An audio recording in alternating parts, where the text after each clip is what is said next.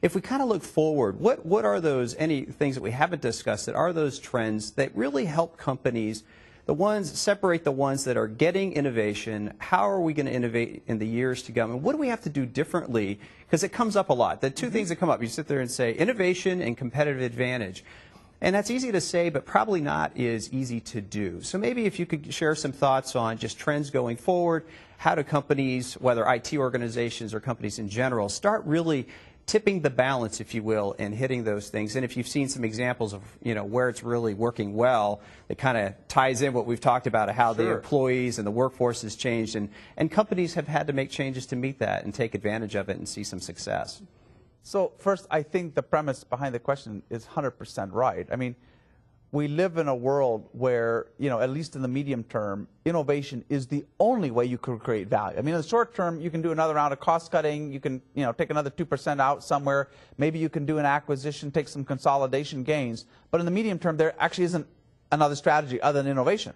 And the innovation can be radical innovation on the cost side, where you say, how do we take the next 70, 80% of the cost out? It can be on the demand side. But I guess here's kind of the frank reality. I don't know one company out of 100 today that has made innovation everyone's job. And so when somebody says to me, Gary, we're really serious about innovation in our company, I like to say, okay, to test that, let's go find first-level employees, the folks on the tech support line, in the call centers, in the field sales organization, and administrative assistants, and I want to ask them 3 questions. Number 1, how have you been trained to be a business innovator?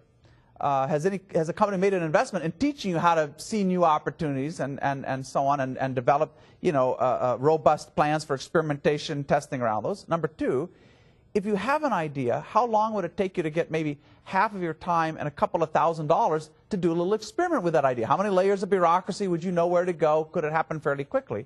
And then number 3, is anybody measuring your innovation performance? Would they notice if you don't do it? And if you do it successfully, does it influence compensation or anything else? Well, you ask those simple questions, and 95% of employees are going to tell you, I don't feel I'm part of an innovation process. Yes, we have an electronic suggestion box. Yes, we have an award ceremony, whatever. And I think that's the real challenge, Jim, is that if you think about how over the last decade, companies dramatically re-engineered their operating models around speed and agility and cost, I think now we have to re-engineer our management models, our management practices around the task of innovation. Because the things that kill innovation in a company, are the fact that I'm an employee and it takes me too long to get my idea heard, or the only place I can take my ideas up through the chain of command, or that I haven't. So where does IT play a role? I think in every single dimension of this challenge, IT can play a role. One of the companies I know that's done quite amazing here is Whirlpool. Is a highly commoditized industry, domestic appliances. They were already number 1 in the world. They've done everything the consultants asked, low cost, global manufacturing platforms, still declining real prices. You walk into a appliance store, they all look the same. So 10 years ago, Whirlpool said, we want to make innovation everybody's job every day. And what that meant was training 30,000 people to be innovators. It meant making innovation the single largest component of long-term executive compensation. It made creating an innovation pipeline where any employee all over the world had the same chance to share their ideas, where they got peer evaluation, where all of the insights you need to drive innovation, all that data that today is balkanized around customer insight, technology insight, competitor insight, that became available to every single employee around the world. So, and the proof is they've been raising real prices. They've taken a new product pipeline from 0 to $4 billion. So, and they've outperformed the Dow Jones and all their competitors. So I'm sure it can be done, but it takes the same kind of systematic, approach that we have taken over the last few years to kind of webify our businesses in the back office, on the back end. Then we webify them in terms of dealing with the customer. Now we have to webify them inside in a way that makes innovation something that's happening all the time everywhere. So it's a big challenge, but a big payoff. And I'm pretty sure every company sooner or later is going to have to do this. I'd rather be sooner than later. Gary, you've talked about a lot of great concepts. Maybe you can share with us exactly how you're applying those concepts in your world, in your workplace, and tell us a little bit more. So I really do have this passion for kind of reinventing management. And it's kind of weird because, for most people, management is boring when you think about it, right? I don't know many 10 or 12-year-old kids who say, I want to grow up and be a manager one day. So, like, a lot of people took a wrong turn somewhere on the way to being a fireman or whatever.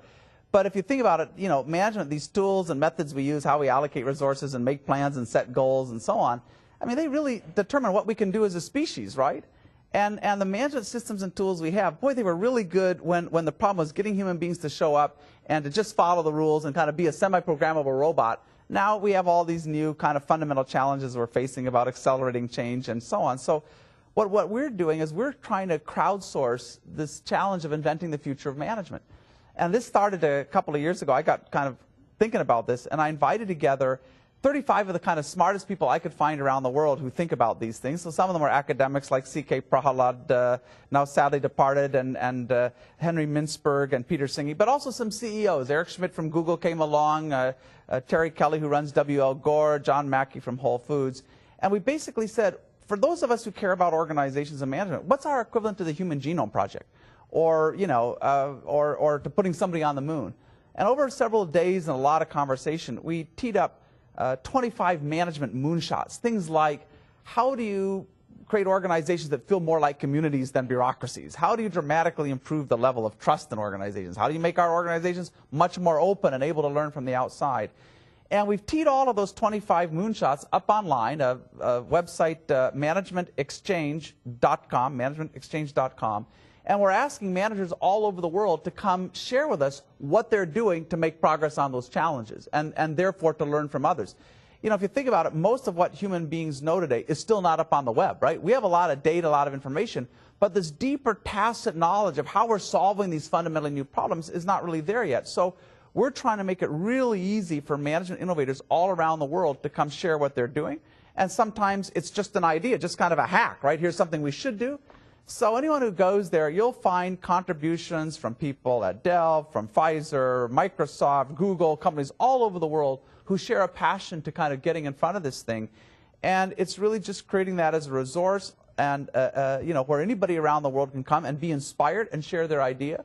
But, you know, I'm pretty sure that the web is going to play a huge role in how companies are run in the future. And we just decided, why not use it as kind of the backbone for reinventing management itself?